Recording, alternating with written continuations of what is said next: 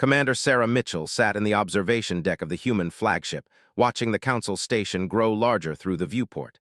The station was a marvel of alien engineering. It hung in space like a massive geometric jewel, all clean lines and cold precision. Everything about it screamed superiority. Everything about it said humans did not belong here. Sarah had spent 15 years climbing the ranks of the Human Space Command. She had survived combat operations, political struggles, and the constant doubt of those who questioned whether an emotional species could ever lead a civilization into the stars. Now, at 43 years old, she represented humanity's bid for recognition as equals among the galactic powers. Captain Hayes entered the observation deck without announcement. He was younger than Sarah, only 37, but he commanded the military escort with absolute confidence. His uniform was perfect, his posture straight, and his mind sharp. He stood beside Sarah and looked out at the Council station. "They sent a welcome message," said quietly. "Formal protocols, nothing personal." Sarah nodded. She had expected nothing less. The Council viewed humanity as a curiosity at best and a threat at worst. They were a coalition of 3 ancient species. The Vex were beings of pure intellect, their bodies thin and weak, but their minds capable of calculating outcomes for decades in advance. The crystalline collective was a hive mind of silicon-based that communicated through harmonic frequencies. The Dominion were warriors, proud and fierce, but bound by codes of logic that never bent to passion or instinct. "How long until we dock?" Sarah asked. 30 minutes, replied. "Admiral Cooper is ready with the fleet positioning. Doctor is preparing the diplomatic materials. Everything is in place." Sarah turned away from the viewport. She had known these people her entire life. Admiral Cooper had trained her. Dr. Emma had been her friend since university. Hayes had become like a brother to her over the years they had worked together. They were more than a team. They were family. "They will try to intimidate us," Sarah said. "They will use every advantage they have. They will use logic as a weapon. They will claim that human emotion makes us unstable, unfit for the responsibilities of space." "Let them claim whatever they want," said. "We know who we are." Sarah wished his confidence could be contagious. She wished she could simply believe that knowledge of themselves would be enough.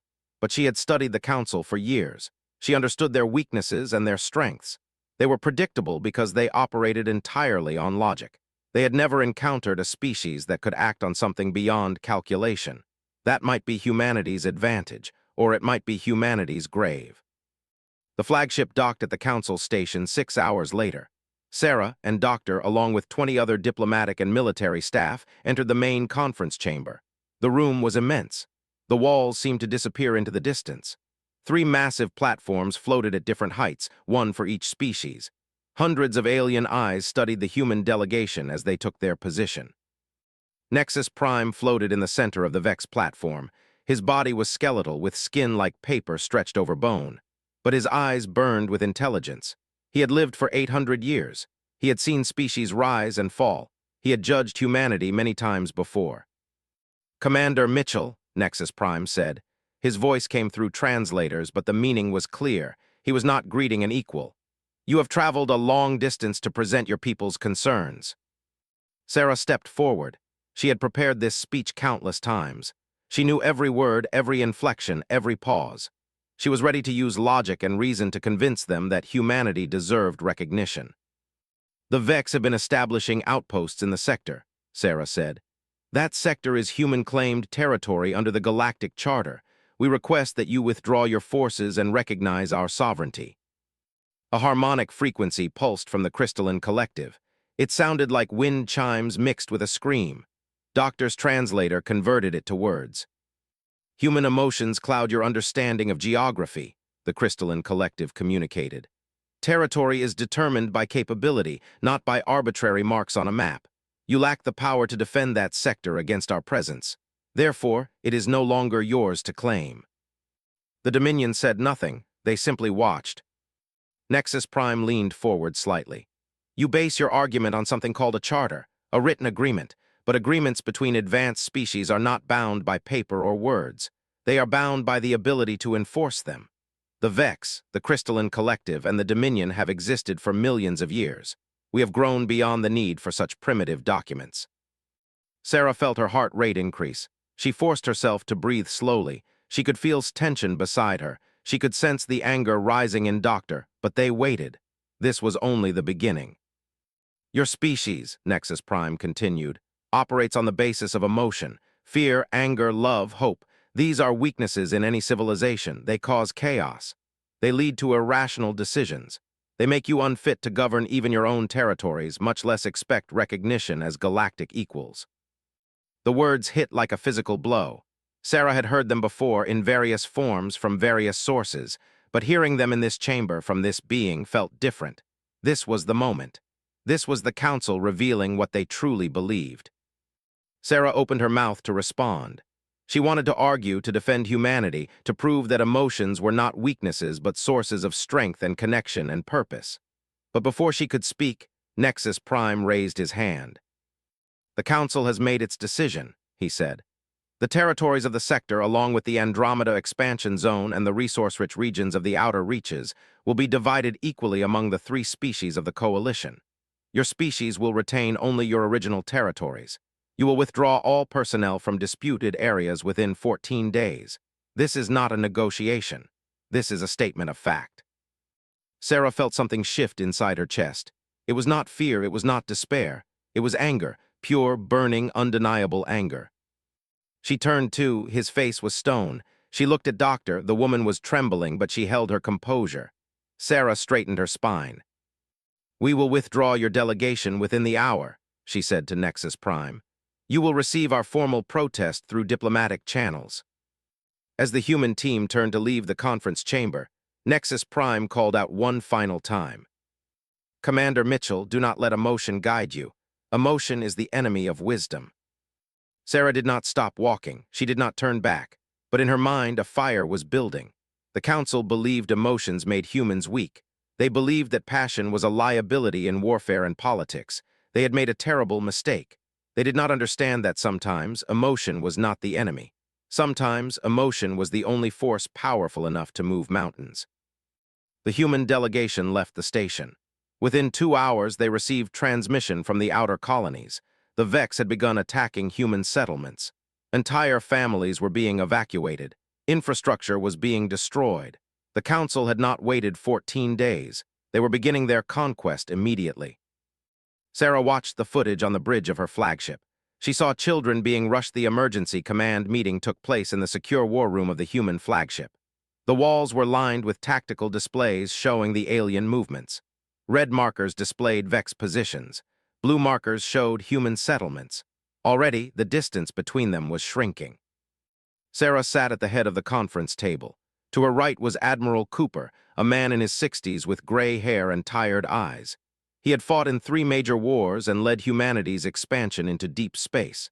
To her left was Dr. Emma. The woman's hands shook as she gripped the edge of the table. They have destroyed Outpost 15, Admiral Cooper said, pointing at the tactical display. 5,000 personnel, military and civilian support staff, gone. The room went silent. 5,000 people. That was the population of a small city. It was mothers and fathers, children, and it was scientists and mechanics and cooks and doctors. It was 5,000 human lives erased in an instant. Captain Hayes sat across from Sarah, his jaw clenched so tight she could see the muscle working. When he spoke, his voice was flat and controlled. We need to launch a retaliatory strike immediately, he said. We take out their closest command vessel. We show them that attacking humanity costs them something. We make them afraid. We cannot afford fear, Doctor said sharply. We are outnumbered 5-1 in conventional firepower. If we strike now, they will respond with overwhelming force. They will destroy us. Then what do you suggest? Demanded. We sit here and watch them burn our colonies one by one. There has to be a diplomatic solution, Doctor insisted. Some way to communicate what they have done wrong. They do not believe they have done anything wrong, Admiral Cooper said quietly. He was studying the tactical displays with intense focus. To them, this is not cruelty. This is efficiency. They are removing a threat. They see us as we see a dangerous virus. You do not negotiate with a virus. You eradicate it.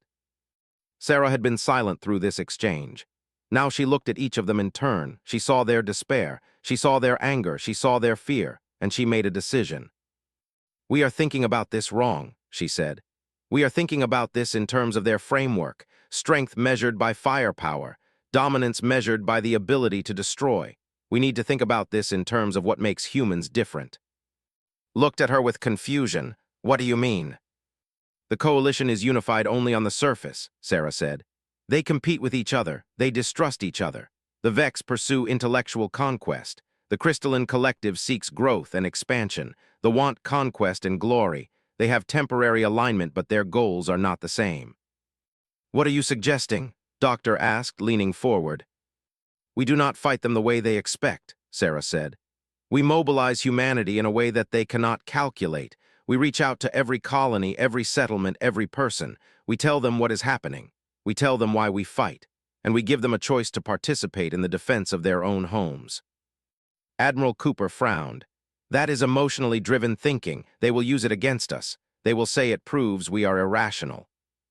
Let them, Sarah said. We have always been taught that emotion is weakness, but emotion is connection. Emotion is why a parent will fight harder to protect a child than any logic could explain. Emotion is why a person will sacrifice themselves for someone they love. The coalition cannot understand this because they do not feel it. She stood up and walked to the tactical display. She placed her hands on the edges of the table and looked at each of them. We mobilize every sector. We contact every human in space. We tell them that we need them. We tell them what is at stake, and we ask them to contribute to the defense. Scientists will work on new technologies. Engineers will modify old platforms. Pilots will train for combat. Workers will build weapons. Parents will teach their children to survive. We do not fight as a military. We fight as a species. That will take weeks, said. We do not have weeks. The Vex will destroy more colonies. Then we buy time, Sarah said. She turned to the communications officer. Send a message to Nexus Prime. Tell him that humanity wishes to negotiate. Tell him we will accept any reasonable terms for peace. Give him every reason to believe that we are broken and desperate and willing to surrender. Captain Hayes' face went dark. You want to surrender? I want to lie, Sarah said coldly. I want them to believe we are broken. I want them to slow down their assault. I want them to think they have already won. And while they are confident and complacent, humanity mobilizes. The message went out within the hour. The coalition received it and seemed satisfied. They slowed their assault operations. They held position. They were waiting for humanity to surrender, to admit defeat, to accept their place as a defeated species. But humanity was not waiting. Humanity was waking up. In laboratories across human space, scientists began working around the clock. Doctor, who had lost her entire research team at Outpost 15, threw herself into weapons development with a fury that frightened her colleagues. She was not driven by logic. She was driven by grief transformed into purpose. On factory worlds, engineers began modifying old defensive platforms. Workers who had spent their entire lives making consumer goods now worked on combat systems. A teacher named Tors, whose son had died in the first Vex attack, led a team that retrofitted ancient warships with new technologies. Pilots across human space volunteered for combat training. They worked 17-hour days. They pushed their bodies and minds to the limits. They did this not because they were ordered to, but because they understood the stakes. They were fighting for their families. They were fighting for their homes. They were fighting for the future of humanity. The message spread through human colonies and stations like a wave. Sarah Mitchell, the human commander who had been insulted by the council, was calling on her people, not as subjects obeying orders, not as soldiers following protocols, but as humans fighting for their survival. In the outer colonies, families who had been living in fear began to hope. Parents told their children stories of human courage. They told them that humanity had faced extinction before and survived. They told them that emotion, the thing that made humans different, was not a weakness but a source of unstoppable strength. 7 days after the false surrender message, Admiral Cooper approached Sarah in her private quarters. He carried a tactical report and his expression was grim. The modifications to our defensive systems are complete, he said. We have also the assault fleet emerged from jump space at 2 a.m. ship time. 300 capital vessels arranged in a formation designed to crush anything in their path. They carried weapons that could crack planetary shields. They carried soldiers and machines bred for conquest. They came with absolute confidence that humanity would break. Sarah stood on the bridge of the human flagship and watched them arrive. She felt no fear. She had moved beyond fear into something else. She had moved into clarity, Her people were ready. Millions of humans in deep space, on colony worlds, in old ships and new weapons platforms, were waiting for this moment. They were waiting to prove that humanity was not weak. They were waiting to prove that emotions were not a liability but a source of power. "Fire control status report," she commanded. "All batteries armed and ready," the fire control officer replied. "All squadrons report combat readiness." "Launch interceptors in wave pattern Delta," Sarah ordered. "And tell Captain Hayes that we need him now." Seconds later, Captain Hayes was on the bridge. His flight suit was already sealed. He carried his helmet under his arm. He did not wait for any explanation. He had trained for this moment his entire career. "Your orders, Commander," he said. "The Vex will target the main defensive line first," Sarah said. "They will try to break through to the colony worlds beyond. You will harass their formation, make them think the first line is stronger than it actually is. You will frustrate them. You will delay them, and you will keep them from achieving a breakthrough." Nodded, he understood what she was really asking. He was asking him to perform miracles. He was asking him to push beyond the limits of physics and training and human capability. He was asking him to fly his fighter as if he was willing to die. "I will not let them through," said. "I know you will not," Sarah replied. Left the bridge and headed toward the launch bay. As he walked, he thought of his sister. She was on Colony 7 in the sector. She was 8 months pregnant. If the Vex broke through the defensive line, she would die. Her child would never be born. That thought burned in his chest like a star. That thought would guide his hands and his decisions in the moments ahead. The Vex assault began with overwhelming force. 300 capital vessels unleashed weapons designed to obliterate everything in their path. The human defensive line absorbed the impact. Ships broke apart. Soldiers died by the thousands. The first line began to collapse, not because it was weak, but because the sheer power of the assault was too great to withstand. But as the first line collapsed, something unexpected happened. The Vex formation began to break apart. The crystalline collective was not pushing forward with the same aggression. The ships were holding their positions instead of advancing. Doctor had been working with a team of human intelligence specialists. They had infiltrated the communication channels of the coalition. They had uncovered something crucial. The three species did not trust each other. They never had. Sarah received the intelligence report and understood immediately. The Vex suspected that the crystalline collective was taking more territory than they had agreed to. They were worried that the Vex would use this military operation to establish a permanent presence in the sector. Each species feared that the others were using the assault as an opportunity to expand their own power. Sarah acted with the precision of someone who understood human nature. She could not understand alien minds, but she could understand betrayal, fear, and competition. These were universal. These were emotions. She transmitted false sensor readings to the Vex, showing ships moving closer to resource-rich areas. She sent modified communications to the crystalline collective, indicating that the Vex were planning to abandon them and claim the best territories for themselves. She told them that their allies were already discussing how to divide human space without sharing any benefits with the warrior species. The effect was immediate. The unified assault became fractured. Vex ships began holding fire against crystalline collective vessels. The crystalline collective started moving to protect their claimed areas instead of advancing. They pulled back entirely, confused and angry about what they perceived as betrayal. Meanwhile, Hayes was flying through an inferno. His fighter danced through laser fire and missile strikes.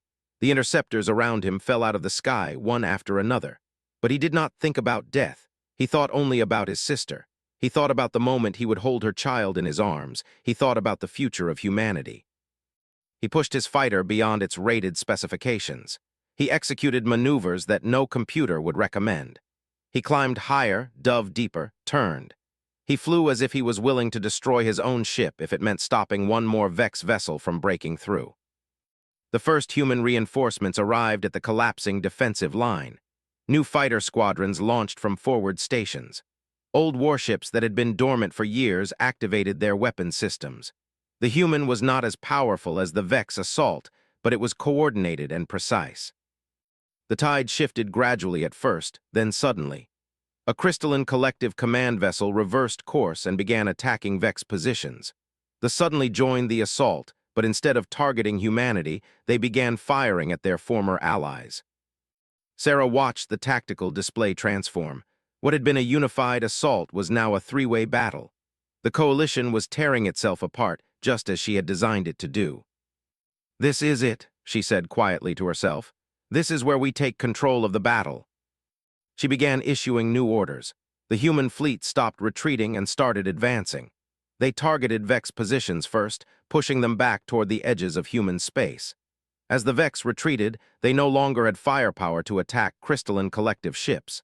The Allied coalition was dissolving into chaos and competition.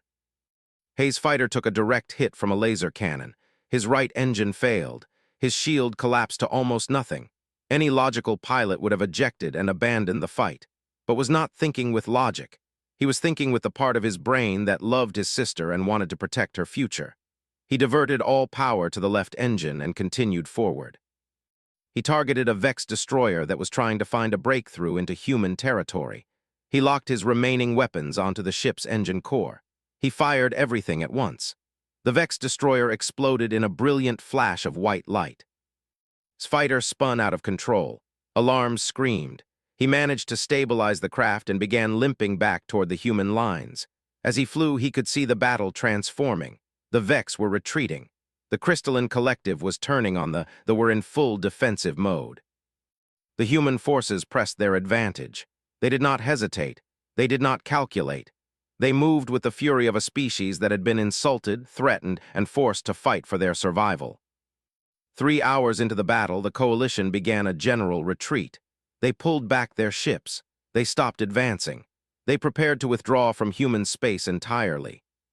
Sarah received confirmation that had made it back safely. She received reports that the defensive lines had been stabilized. She received intelligence that millions of humans across space were watching the battle unfold and understanding, for the first time, that they could win.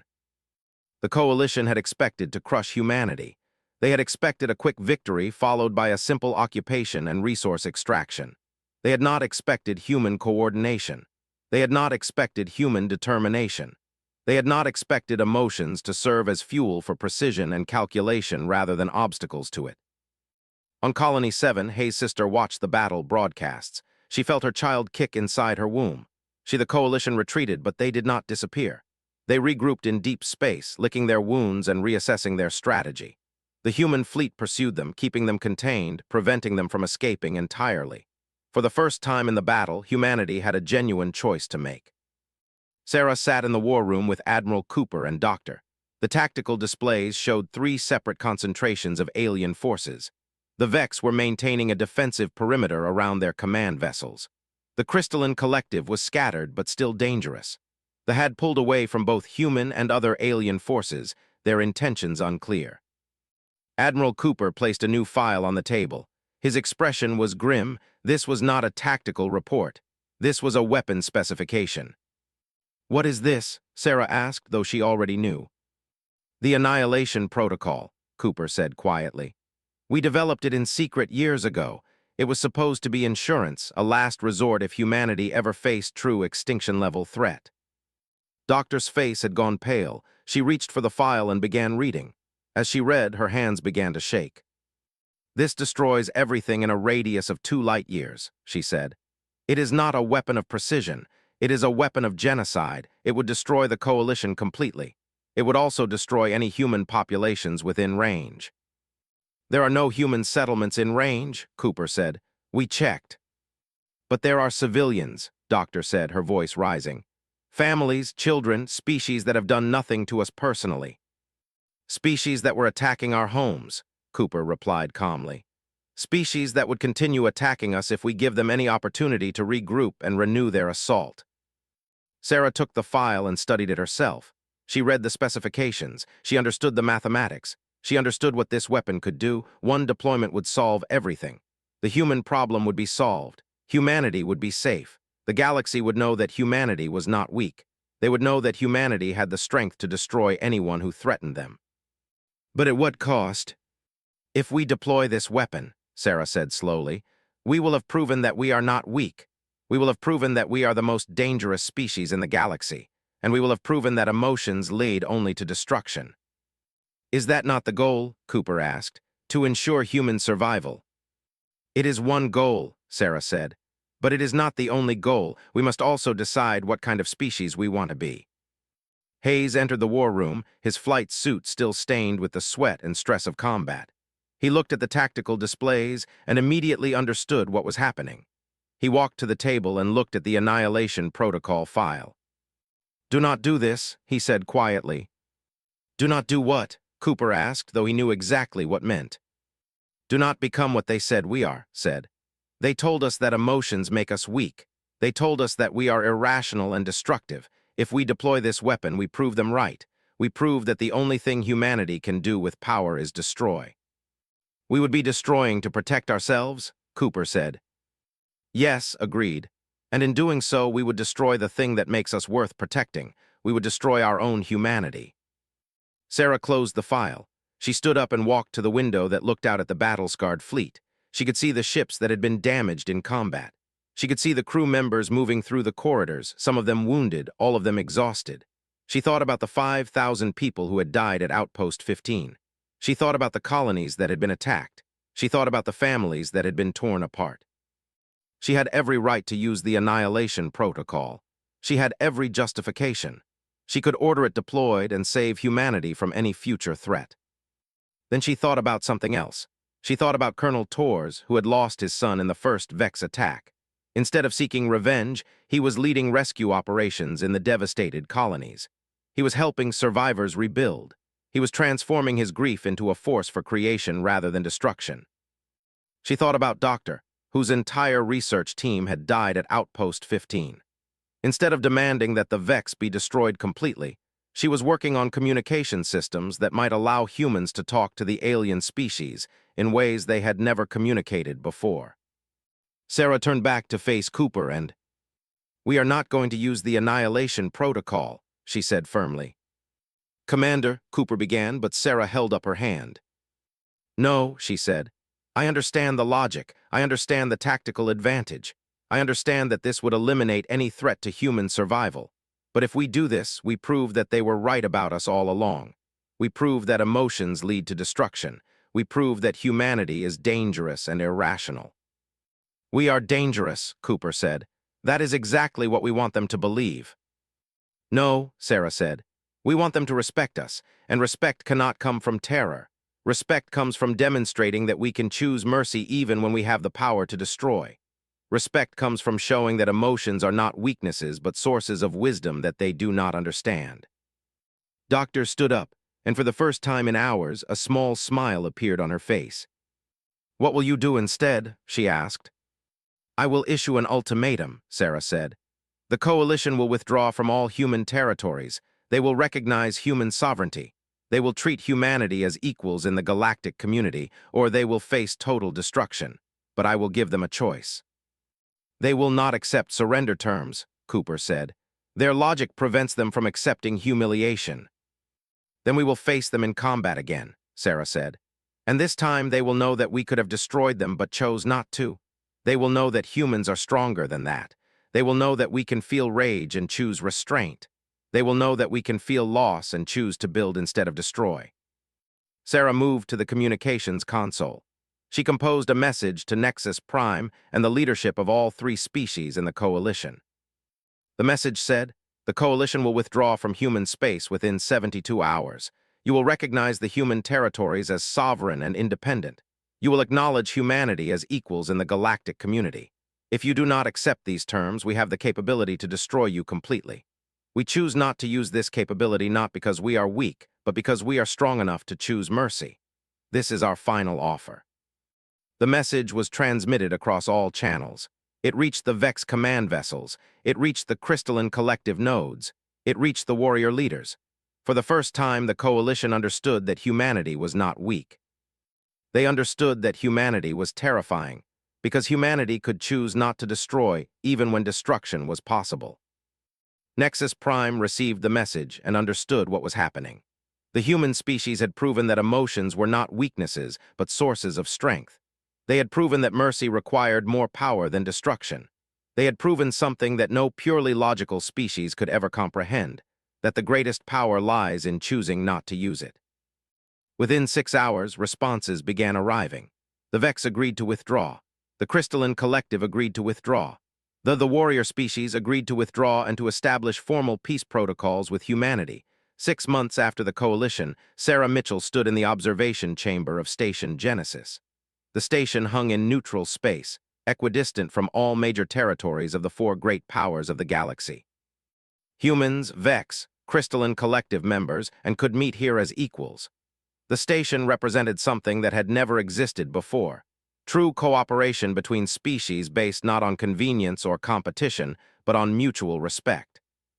Sarah looked out at the docking bays. Ships from a dozen different species were coming and going.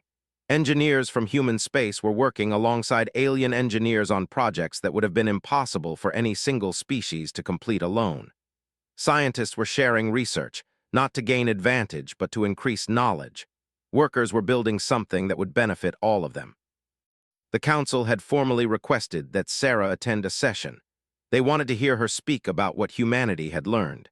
They wanted to understand how a species that operated on emotions could have been so formidable in battle. When Sarah entered the council chamber, things were different. The platforms were no longer arranged at different heights. They were arranged in a circle with all species at the same level.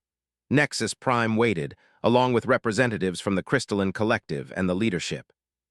Commander Mitchell, Nexus Prime began, the Coalition has requested that you address us. We wish to understand what occurred during our conflict and why you chose to deploy mercy instead of the weapons of genocide that our intelligence indicated you possessed.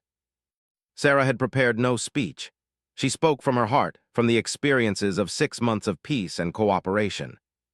You told us that emotions are weaknesses, Sarah said. You told us that fear, anger, love, and hope are liabilities in a civilized society. You believed that logic was the only path to truth and power, but you were incomplete in your understanding. She walked around the circular arrangement, making eye contact with representatives of each species. Fear is not a weakness, she continued. Fear protects us from danger. It keeps us alive. Without fear, no species would have survived long enough to become civilized.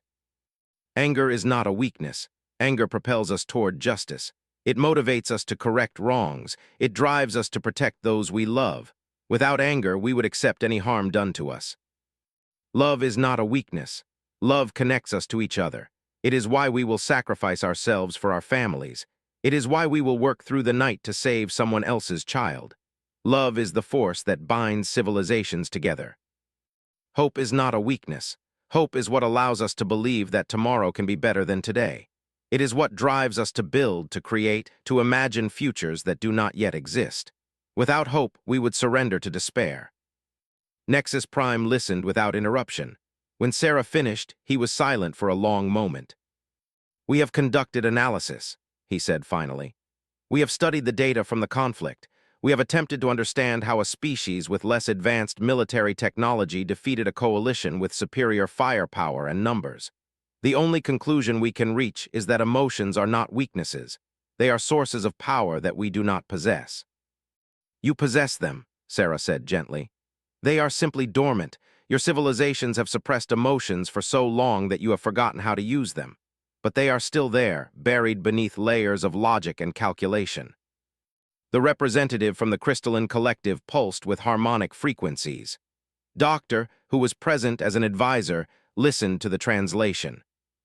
The Crystalline Collective wishes to know if humanity would be willing to participate in a research initiative, Doctor said.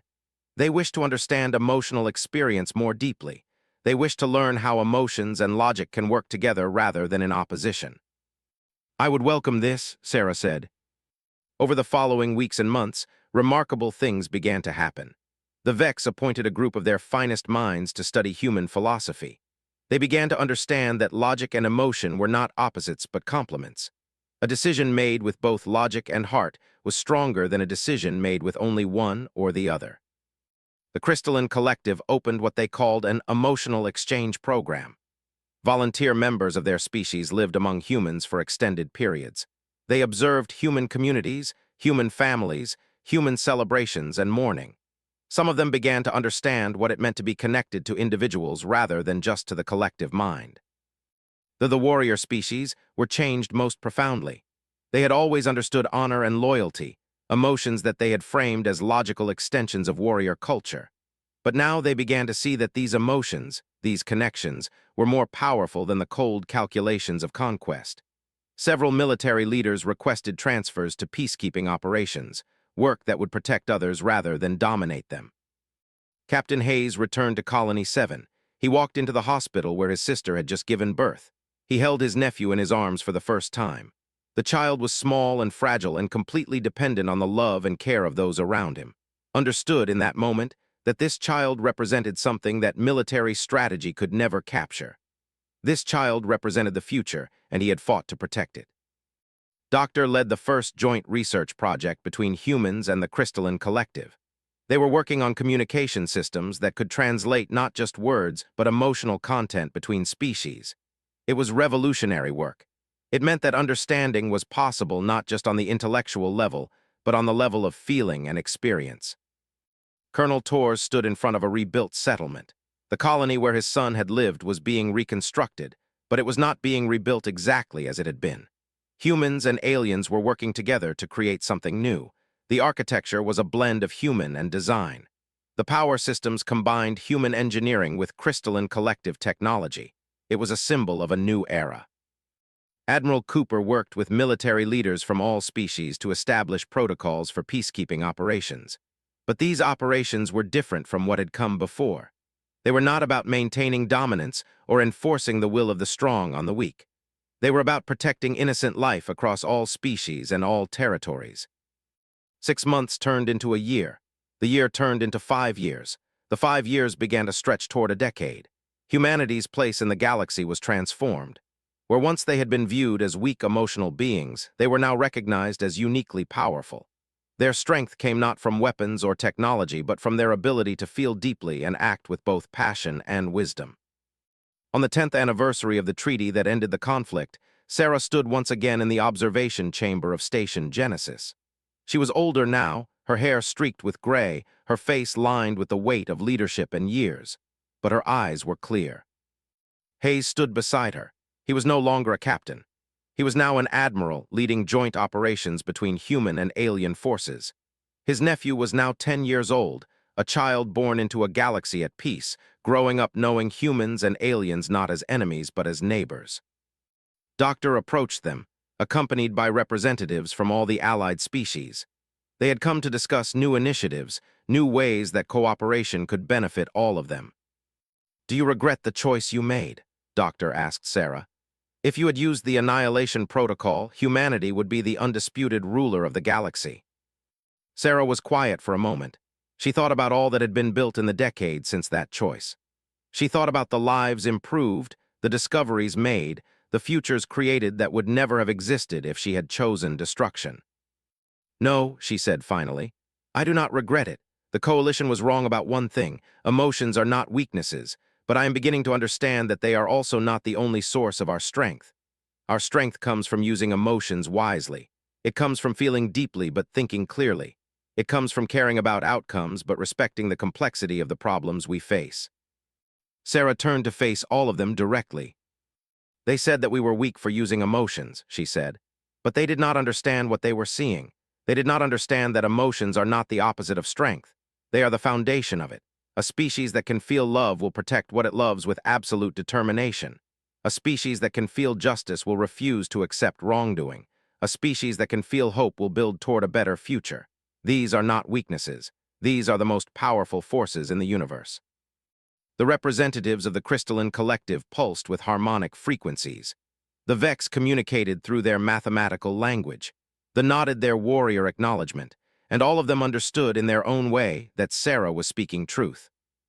The galaxy had changed. What had begun as conflict had transformed into cooperation.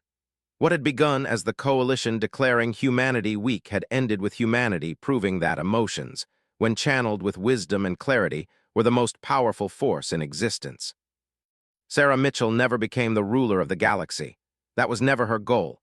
Instead, she became something more valuable. She became the bridge between species. She became the proof that different beings could understand each other. She became the symbol of what was possible when individuals chose wisdom and compassion over domination and fear. And the galaxy, slowly but surely, became a better place because one human commander had chosen to feel deeply and act with mercy. Sarah received the responses and felt something release in her chest. Not relief, not joy, something deeper, something that could only be called purpose fulfilled. She had made a choice. She had chosen to be the kind of leader that humanity needed. She had chosen to prove that emotions were not weaknesses, but the foundation of true strength. She had chosen to transform her fury into something that would benefit humanity for generations to come. Whispered a promise to that unborn child that the world they would be born into would be safer, because humans had fought for it. The Vex, the crystalline collective, and the learned a lesson in that battle. They learned that emotions were not weaknesses. They learned that a species fighting for survival, fighting for family, fighting for the future of their own people, was more dangerous than any tactical advantage. They had called humanity weak for using emotions. The battlefield proved them wrong. The Deep Space Fleet, ships that have been in storage for 5 years, are now combat-ready. We have doubled our effective firepower. How many people contributed to this? Sarah asked. Millions, Cooper said. Every sector, every colony, every station. They did not wait for orders. They did not wait for authorization. They heard the call and they answered. Sarah closed her eyes. She could feel it.